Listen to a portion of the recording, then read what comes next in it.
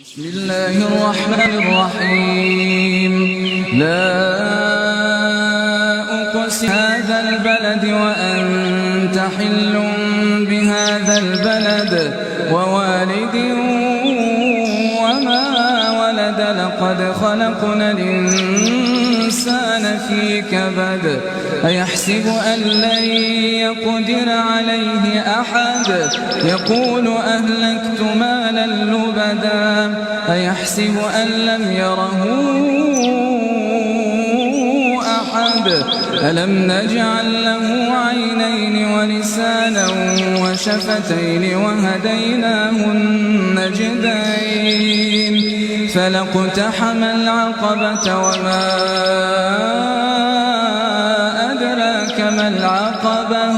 فك رقبة أو إطعام في يوم ذي مسغبة يتيما